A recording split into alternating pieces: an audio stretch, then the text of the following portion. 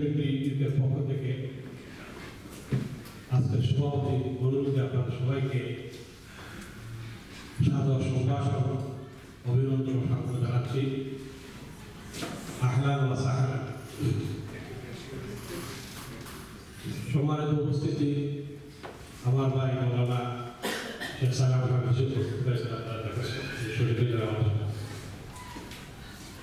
আজকের মাহফিল অত্যন্ত জরুরিকর মাহফিল,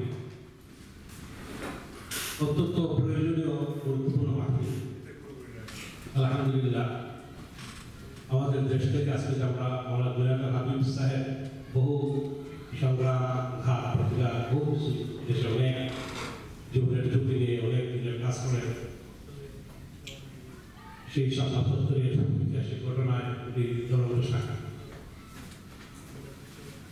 এবং আজকে আমরা এসেছিলাম দিন আলোচনা শুনবো। আপনারা যেন কষ্ট করে আজকে এসেছেন আজকে মাঠে এর জন্য খুব আনন্দিত। দোয়া করে আল্লাহ আমি আজকে আমরা আপনারা সবাই এসে উপস্থিত হয়েছে। আল্লাহ আমাদের সবাই মাফ করে দেন, আমাদের দুনিয়া আল্লাহ কল্যাণ দান করেন। আমি অনুরোধ করবো যে আপনারা আজকে গুলাম সম্মানিত আব্দুল গুলামের কাছ থেকে যিনি কথা বলতে শুনবেন আপনারা ইনশাআল্লাহ। আর অনেক মেহমানরা এবং শ্রোতারা উপস্থিত হবে ইনশাআল্লাহ। আর আপনারা জানেন আমাদের মাওলানা শেখুর রহমান সাহেব বলেছেন যে উনি নিজে অসুস্থ,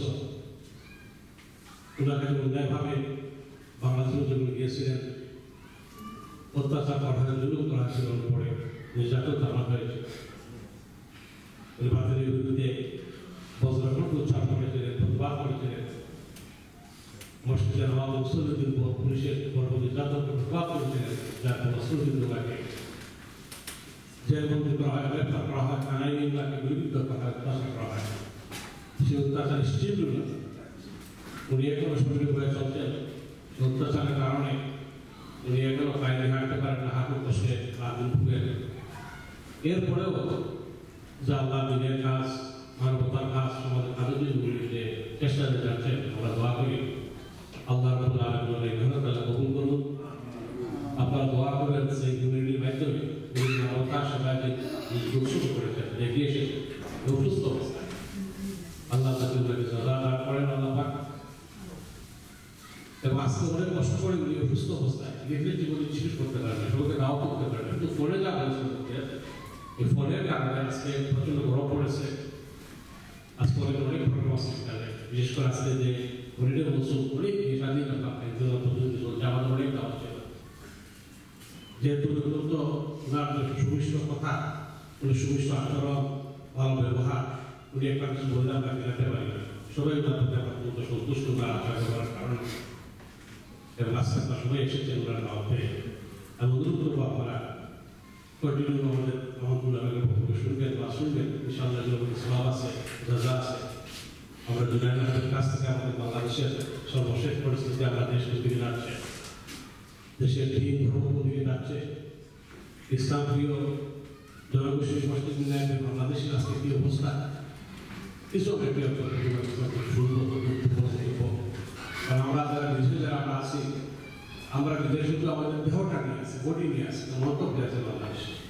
প্রতিনিয়ত আমাদের দেশের জন্য খালি সুখের পানি আমরা পেয়ে আমাদের প্রিয় মাতৃভূমি সূর্যরাশি সদাশস্য সমান আমাদের বাংলাদেশ, যে বাংলাদেশে কাদাবাড়িতে আমরা বড় হয়েছি, যে বাংলাদেশে আমরা জন্মগ্রহণ করেছি, সেই দেশে যখন সুখের খবর হয় তখন আমরা আনন্দ আপ্লুত হই, দুঃখের খবরটা আপনাদের থেকে পানি করে দেশে আমাদের সেই প্রিয় দেশ আজকে কোন দিকে যাচ্ছে, আমরা কার কর্মকর্ম ধরছি, আমরা কার কর্মকারে ধরছি, আমার দেশটা কোথায়?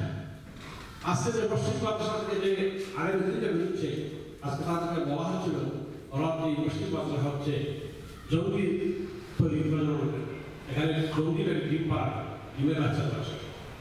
আজকে যে দেশের অবস্থা বিশ্ববিদ্যালয় করেছে, আজকে জঙ্গি হচ্ছে, এই জন্য জানেন না এই যে দেশের এই দুরবস্থা কেন হচ্ছে?